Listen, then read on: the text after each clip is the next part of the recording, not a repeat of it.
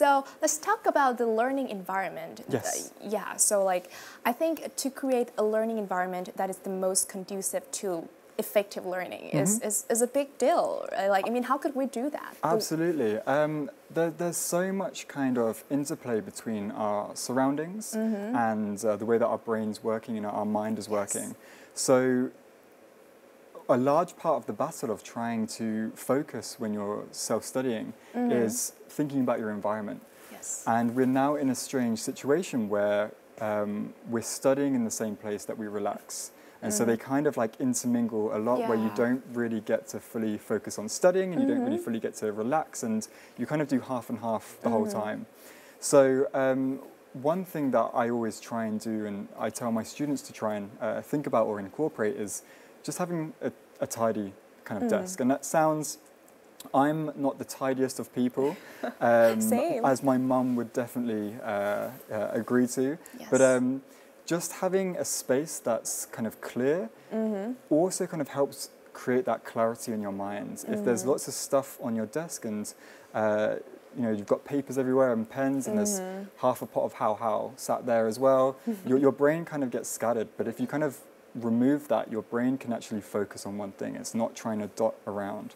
So I think one of the main things students can do is just have a bit of a tidy desk, not just to make their mum and dad happy, but also to help them with their focus as well. And clean and tidy desk. Yeah, a clean and tidy desk. If they can put some plants around. I mean, I know not everybody has the luxury of living in the countryside or having kind of parks nearby them, but if they can get like a house plant nearby, there's so much studies, or so many studies that show that having nature around you, even if it's really, really small, can help boost creativity and help with, you know, getting to a sense of peace as well.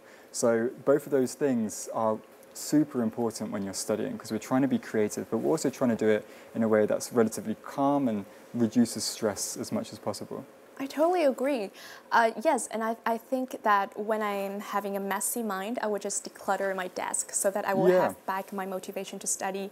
And also, as you say, like the plant, because the green just like help us focus more on things, and being closer to the nature is just very inspiring and motivating to study. It's really, really inspiring, and there's just something about having greenery that kind of sets off something in the mind, something in the brain that makes you just to feel a little bit more at ease, a little bit calmer. And interesting when you mentioned that, you know, when you go into studying, you'll be maybe using that time to clean your desk. That's a really good way of actually preparing the brain to then go into a study session. So having a bit of a routine at the start of a study session like that, where you're just cleaning, maybe you can clean the room a little bit, maybe you can clean your desk, and just doing that is going to make you feel a bit calmer, a bit more relaxed, and then kind of sow the seeds for a really good study session. Definitely kind of a ritual before studying. And now we will take a look at Phương Linh workspace, learning environment, to see how it goes. Cool.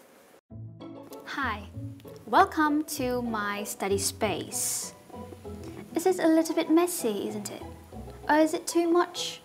I love being messy. My mom doesn't. I think that the fact that I left my desk so messy like this because I have a little bit problem with concentration.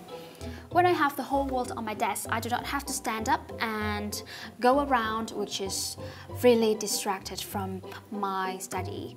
I've got everything here. I got the scrunchie, I got the hand warmer, and I got a lot of pens.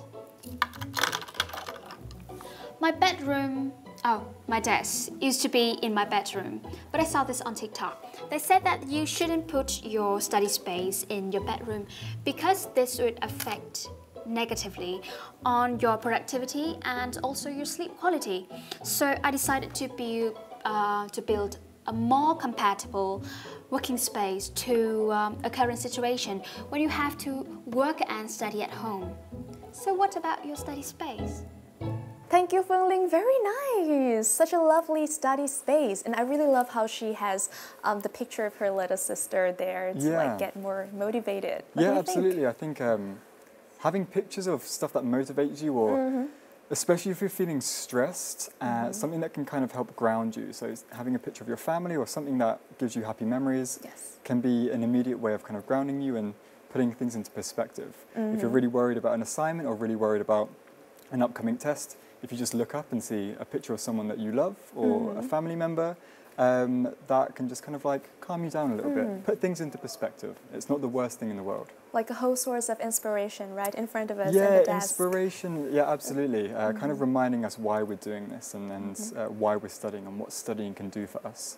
Another big question is how to stay focused while we're online learning. Okay, so I think one of the main things is to try and make studying and going into studying and remaining in a focused state as easy as possible. So Fung Ling mentioned that she has all of her materials out onto the desk, and I think part of the reason why we don't want to start studying and get into that focused mindset is there's too much resistance. I have to go to my desk and I've got to then clear, you have to do kind of all of these things to then get ready. And if you've got all of the stuff that you need already there, that can really help with getting you into that kind of focused mindset. That's right. What I personally do is, I'm a massive procrastinator. Same. Huge. So am I. Yeah, I'm like awful. And so I'm genuinely speaking from someone who struggles with it, and so I feel like I know how students feel when they're trying to do something and their mind just kind of wanders off. So a few of the things that I've kind of learned to do, and I've only really learned how to do them in the last maybe 5 years, so I didn't have all of these kind of skills available to me when I was younger, is firstly the Pomodoro Technique. So breaking things into time periods, but also kind of just recognizing when I want to procrastinate, where my brain is kind of saying, I want to watch cat videos on YouTube, and you kind of sit with that and you don't automatically kind of do that response, you kind of sit with it and let it kind of fizzle out. So having a bit more awareness of how your brain works and how it then leads to an action that you might not want to do, like get stuck on a YouTube wormhole for hours, trying to kind of like nip it in the bud early on is, for me, what works. Yes, I think it's a long way to do for the procrastinator to get over that. Yeah. And I think the Pomodoro technique for a 25-minute study and 5-minute break is so useful and very conducive to learning. Yeah, definitely. And it kind of makes it the brain not fear studying. You've got 25 minutes. Like 25 minutes isn't that long. And even if you just open up your laptop or you open up your textbook and read or stare at it for 25 minutes, eventually you'll find that you'll go past that 25 minutes and you're then creeping into the zone, into the focus zone. And once you're in that, it's great. You can stay in there for a long time and making sure that you have a few breaks. But the hardest bit is initiating it and getting into that mindset. To get started. Super difficult. To trick your brain into doing it, to getting started. Yeah, I mean, I've realized growing up, life is just a game of tricking your brain into doing things that you don't really want to do. So you recognize the benefit of doing something. Your brain knows that it's really good for you. Studying an extra 45 minutes today is going to be great for your grades or your progress on the course. But something about it is very, very difficult. So a lot of it is tricking your brain into doing something that it doesn't necessarily want to do. That's a very useful tip for self-learning. The student life.